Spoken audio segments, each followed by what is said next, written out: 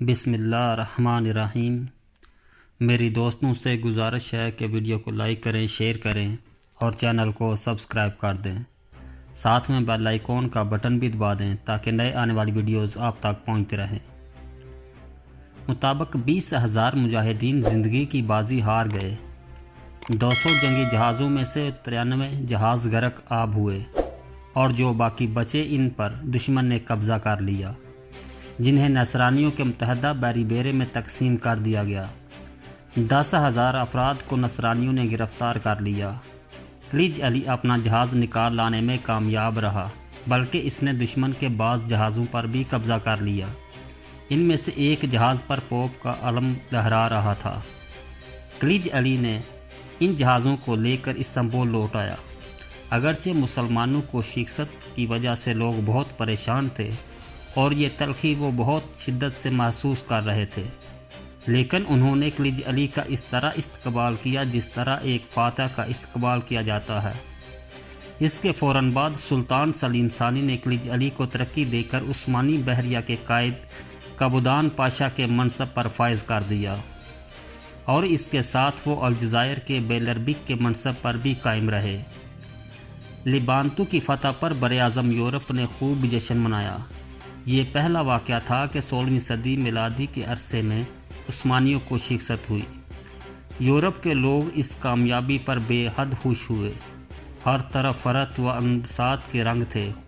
لوگ خوشی سے گیت گا رہے تھے، گلی کوچوں کو سجایا جا رہا تھا، محافل کا اہتمام ہو رہا تھا۔ متحدہ بحری بیڑے کے قائد ڈون جون کی تعریف میں قصائد پڑھے جا گئے، حتیٰ کہ پوپ نے ایک فتح پر ڈون جون کو مبارکباد دینے کے لیے مقدس پطرس کے کلیسیے میں ایک محفل کا اہتمام کیا اور اس بات کا اعلان کیا کہ انجیل مقدس نے ہینا نامی جس شخص کی آمد کی بشارت دی ہے وہ یہی ڈون جون ہے۔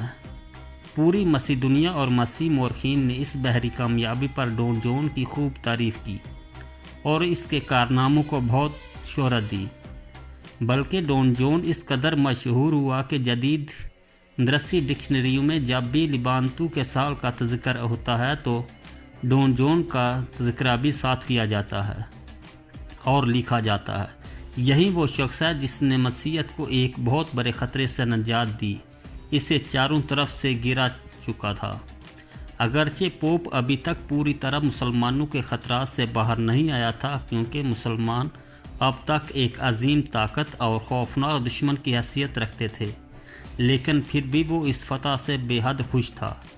اس نے عثمانیوں کے خلاف شیعوں کو بھڑکانے کی پوری کوشش کی اور ان کی باہمی تفرقوں، جھگڑوں اور نظریاتی اختلافات سے پورا فائدہ اٹھانے کی کوشش کی۔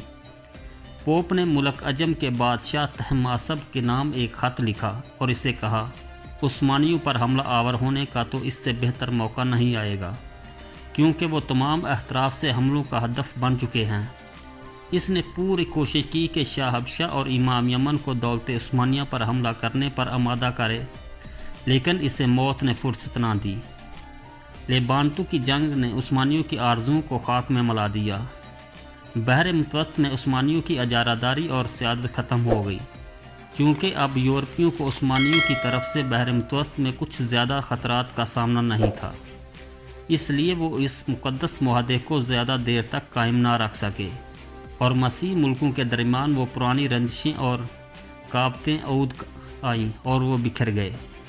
مارکا لیبانتو کی اہمیت بہت زیادہ بڑھ گئی۔ عثمانیوں کے ناقابل شکست ہونے کی کہانی اپنے اختتام کو پہنچ گئی۔ اب سمندر میں انہیں کوئی حیثیت حاصل نہ تھی۔ اٹلی اور ہسپانیہ کے حکام کے دلوں سے اس خوف جاتا رہا تھا۔ یورپ کی مغربی طاقتوں کی سیاست پر عثمانی سلطنت کے اثرات باقی نہ رہے، کیونکہ عثمانی فوجیں در حقیقت پہلے سمندر اور خشکی دونوں میدانوں میں چھائی ہوئی تھی۔ 1571 میں لیبانتو میں مسیحیوں کی فتح بحر متوسط کے اندر بحری قوت میں توازن کی مکمل تباہی کا اشارہ تھی۔ اس طرح اس جنگ نے بحر متوسط میں ان سرکش بحری کارروائیوں کے دور کا خاتمہ کر دیا، جن کی ہولناکیاں بالکل واضح تھی۔ اس شکست کے بعد عثمانیوں نے اپنی بحری شان و شوکت کی بحالی کے لیے کوئی منصوبہ بندی نہ کی، کیونکہ یہ شکست عثمانی بحری سلطنت کی طاقت میں مزید اضافے میں توقف کا نقطہ آغاز تھی۔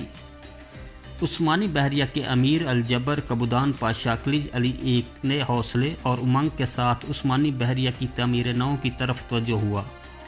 اس نے پوری ہمت اور طاقت کا اظہار کرتے ہوئے جو کچھ ضائع ہوا تھا اس کی جگہ جہاز رانی کا نیا سامان تیار کرنے کی کوشش کی۔ 1572 سے کا موسم گرما جو ہی شروع ہوا تو اس نے 250 نئے جہازوں کی تیاری مکمل کر لی۔ اس نئی بحریہ کو لے کر خلیج علی سمندر میں نکلا۔ اس بحری استعداد کو دیکھ کر بلغیریا تھر تھر کانپنے لگا اور نہایت ہی ذلت امیز شرائط پر دولت عثمانیہ سے صلح کا طالب ہوا۔ اس نے جزیرہ قبرص کے سپردگی کے علاوہ 3 لاکھ ڈوکیا جنگی توان دینے کی حامی بھر لی، لیکن یہ سرگرمی اسے بیداری سے کچھ ہی عرصہ پہلے سامنے آئی، جس کے نتیجے میں یورپ کے ملکوں نے بحری اتحاد کر لیا اور تھوڑا عرصہ ہی گزرا ہوگا کہ دولت عثمانیہ کو کئی مار کے سر کرنا پڑے۔ ایک طرف اسے آسٹریا اور اس کے اتحادیوں سے لڑنا پڑا، دوسری طرف فارسی فوجوں سے دو ہاتھ کرنا پڑے۔ داخلی شورش اس کے علاوہ تھی جن کی وجہ سے عثمانی بحری قوت کی بحالی کی طرف خاطر خواہ توجہ نہ دے سکے۔ 1535 تک حکومت نے اس سے باغیوں کے خلاف مدد طلب کی۔ فلپ ثانی نے بغاوتوں کو کچلنے کے لیے امداد دینے کی حامی بھر لی، لیکن اس شرط پر کہ سلطان حفصی اس سے بہت بڑی مراد دے گا، اس کو تیونس میں اپنی مرضی کے مطابق رہنے کی اجازت ہوگی۔ حفصی انابا حضرت اور خلق الوداس کے حوالے کرے گا۔ ابوالعباد نے ان شرائط کو ماننے سے انکار کر دیا، لیکن اس کے بھائی محمد بن الحسین نے اس شرائط کو قبول کر لیا۔ اس کے بعد جون جزیرہ سسلی سے اپنا بحری بیڑا لے کر نکلا۔ یہ روانگی اکتوبر 1573 کو ہوئی۔ اس بحری بیڑے میں 138 جہاز تھے جن پر 25,000 جنگجو سوار تھے۔ یہ بحری بیڑا کلی الک الباد میں اترا جس پر ہسپانیہ کا قبضہ تھا۔ اس کے بعد ڈون جون نے تیونس کی طرف پیش قدمی کی اور اس پر قبضہ کر لیا۔ یہاں کے مسلمان ہسپانیوں کے شر سے بچنے اور اپنے دین کی حفاظت کی غرض سے وادی تیونس میں بھاگ گئے۔ اس طرح عثمانی حاکم کیروان کی طرف بھاگ گیا۔ الغرض یورپ اس بات سے واقف تھا کہ وہ دولت عثمانیہ کو صرف اسی صورت میں ختم کر سکتا ہے کہ یورپ کے تمام ممالک متحد ہو جائیں۔ خلیج علی نے اپنی بحری سپاہ کو جدید آتشی اسلحہ سے لیس کرنے کے ساتھ ساتھ ان کو خوب ٹریننگ دی۔ اس جہازی بحری سرگرمی کو دیکھ کر دائیں بائیں کے غیر مسلم چکنا ہو گئے۔ خلیج علی کا مقام و مرتبہ پہلے سے کہیں بڑھ گیا، حتیٰ کہ یورپ نے ہسپانیہ کے فرمانروا فلپ ثانی کو یہ نصیحت کی کہ وہ خلیج علی کو خریدنے کی کوشش کرے۔ چنانچہ اسے 10,000 ڈوکیا اور ناپولی یا ہسپانیہ میں کسی اور مقام پر ایک بہت بڑی جاگیر کی پیشکش کی گئی جو نسل در نسل اس کی وراثت ہوگی۔ اس کے علاوہ یہ بھی کہا گیا کہ اسے کوفت مارکیز یا ڈو کا خطاب بھی دیا جائے گا۔ اس اسکیم میں یہ بات بھی شامل تھی کہ خلیج علی کے 2 مددگاروں کو بھی اس طرح کی مراد دی جائے گی۔ پوپ جانتا تھا کہ اگر یہ پالیسی کامیاب نہ بھی ہوئی تو اتنا تو ضرور ہوگا کہ سلطان کسی حد تک خلیج علی سے بدظن ہو جائے گا اور اس طرح اس کی کارکردگی پر متاثر ہوگی۔ پوپ جانتا تھا کہ خلیج علی وہ واحد آدمی ہے جو اس سلطنت کو سہارا دے سکتا ہے، لیکن یہ اسکیم ناکام رہی۔ نتیجن خلیج علی اس جسارت پر آپے سے باہر ہو گیا۔ اس نے یورپیوں کو سبق سکھانے کی ٹھان لی۔ ایک مسلمان مجاہد کو خریدنا کوئی آسان کام نہیں تھا جس نے اپنی ذات کو خدمت اسلام کے لیے وقف کر دیا تھا۔ یہی وہ منہج تھا کہ جس پر دولت عثمانیہ کاربند چلی آ رہی تھی، اور شاید فتوحات میں تیزی کی اصل وجہ بھی یہی تھی۔ عثمانی پورے خلاص سے اپنی مملکت کی خدمت کرتے تھے کیونکہ وہ جانتے تھے کہ اس مملکت کی خدمت در حقیقت اسلام کی خدمت ہے۔ سلطان سلیم ثانی نے اپنے وزیر سنان پاشا اور امیر الجبر کبودان خلیج علی کو حکم دیا کہ وہ تیونس کو واپس لینے کے لیے ہر ممکن تیاری کریں اور اس پر دوبارہ قبضہ کرنے کے لیے جس قدر وسائل و ذرائع ہیں استعمال میں لائے۔ دولت عثمانیہ کے دوسرے صوبوں کے احکام کو بھی یہی احکام اور ہدایات جاری کی کہ وہ لشکر، سامان، جنگ، اسلحہ اور مختلف حجم کے 283 جہاز مہیا کرے۔ اس نے انازول اور رومیلی کے ملازمین کو تاکید کی کہ وہ بھی اس بحری سفر میں شریک ہوں۔ جہازوں کے لیے ملاحوں کو بھی ساتھ لے لیا تاکہ اس سے کام لیا جائے۔ انہوں نے حکم دیا کہ جو ملازم ملاحوں کو ساتھ بھیجنے میں سستی کا کاردار ہوگا، مستقبل میں انہیں کسی قسم کی ملازمت اور کام نہیں دیا جائے گا۔ جب اس بحری بیڑے نے پیش قدمی شروع کی تو حیدر پاشا، جو تیونس میں عثمانیوں کی طرف سے امیر تھا اور صلیبی حملے کے وقت کیروان چلا گیا، مجاہدین کو جمع کرنے میں لگ گیا اور لوگوں کو مسلم لشکر میں شرکت کی ترغیب دینے لگا۔ عثمانی بحریہ سنان پاشا اور خلیج علی کی قیادت میں 14 مئی 1574 کو روانہ ہوا۔ تنگ آبناؤں سے نکل کر اسے بحری بیڑے نے بحر بیز میں اپنے بادبان کھول دیے۔ آخرکار بریا اور مینا کے ساحل پر پہنچ انہیں تراج کیا اور ایک مسیحی جہاز پر قبضہ کر لیا۔ پھر یہاں سے 5 دن کی مسافت طے کر کے تیونس پہنچے۔ اس دوران تیونس کا عثمانی حاکم حیدر پاشا الجزائر کا لشکر رمضان پاشا کی قیادت میں اور طرابلس کے مجاہدین مصطفیٰ پاشا کی قیادت میں تیونس پہنچ گئے۔ اس کے علاوہ مصری مسلمانوں کی ایک بہت بڑی تعداد میں تیونس آ پہنچی، جو رضاکارانہ طور پر جہاد میں حصہ لینا چاہتی تھی۔ 1574 کو جنگ شروع میں عثمانی محاصرے میں آ گئے، لیکن اپنی جوان مردی کی بدولت بہت جلد دشمن پر غالب آ گئے اور وادی الالک پر قابض ہو گئے۔ دوسری فوجوں نے تیونس شہر کا محاصرہ کر لیا۔ یہاں پر موجود ہسپانیوں نے فرار کا راستہ اختیار کیا۔ حبشی بادشاہ محمد بن حسن بالمستیون فرار ہو گیا، جس کی ہسپانیوں نے بہت بڑی مضبوط قلعہ بندی کر رکھی تھی اور اسے شمالی افریقہ کا مضبوط ترین قلعہ بنا کر دیا تھا۔ فوجیں جمع کرنے کے بعد عثمانی بستیوں کے محاصرے کی طرف متوجہ ہوئے۔ فوجوں نے چاروں طرف سے شہر کو اپنے گھیرے میں لے کر سخت محاصرہ کر لیا۔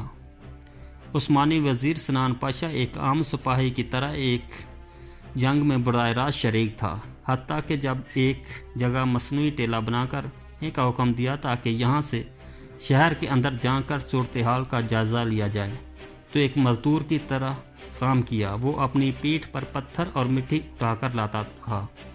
ایک سپاہی نے اسے پہچان لیا اور عرض کی کہ وزیر محترم، یہ کیا؟ ہمیں آپ کی رائے کی زیادہ ضرورت ہے، یہ نسبت آپ کے جسم کی۔ تو انہوں نے فرمایا، مجھے ثواب سے محروم نہ کیجیے۔ سنان پاشا نے بستیوں کے محاصرے میں سختی برتنے کا حکم دیا، حتیٰ کہ قلعہ میں محصور لوگوں کی ہمت جواب دے گئی اور قلعہ فتح ہو گیا۔ حبشیوں نے سسلی میں پناہ لی، جہاں وہ اپنی مملکت کی واپسی کے لیے سازشیں کرتے رہے اور ہسپانیہ کے بادشاہوں سے درخواستیں کرتے رہے۔ نصرانی بلا کب مسلمانوں کے ہو سکتے ہیں؟ انہوں نے حبشیوں کو اپنا اعلی کار بنا کر اپنے مذموم مقاصد کو پورا کرنے کی وسیع کی۔ تیونس کا سقوط اسپانیہ والوں کے لیے ایک بہت بڑا دھچکا ثابت ہوا، کیونکہ افریقہ پر ان کا تسلط تدریجاً ختم ہوتا گیا، حتیٰ کہ ان کا تسلط صرف چند بندرگاہوں تک محدود ہو گیا، مثلاً ملیتا، بحران، مرسی، الکبیریا۔ شمالی افریقہ میں ہسپانیہ کی حکمرانی کا خواب شرمندہ تعبیر ہونے کی بجائے مٹی میں مل گیا۔ یمن میں ایک شیعہ سردار کو بڑی مقبولیت حاصل ہو رہی تھی۔ اس سردار کا تعلق شیعوں کے فرقہ زیدیہ سے تھا۔ اس شخص نے بہت سے یمنیوں کو اپنے ساتھ ملا لیا اور ان کو دولت عثمانیہ کے خلاف بغاوت کرنے پر آمادہ کیا۔ بہت سارے قبائل اس شیعہ رہنما المطہر کے ارد گرد جمع ہو گئے۔ عثمانیوں کو شکست فاش دینے کے بعد وہ صف صنعاء میں داخل ہو گیا۔ عثمانی حکومت نے اس خطرے کو بانپ لیا اور اس کی سرکوبی کے لیے سنان پاشا کی قیادت میں ایک بہت بڑا لشکر روانہ کیا۔ سلطان سلیم نے اس فوجی مہم کو روانہ کرنے میں بہت بڑے پیمانے پر اہتمام کیا، کیونکہ یمن بحر احمر میں عثمانی سلطنت کا ایک اہم حصہ تھا۔ سے پرتگالی خطرے کے سامنے ایک مضبوط قلعے کی حیثیت حاصل تھی۔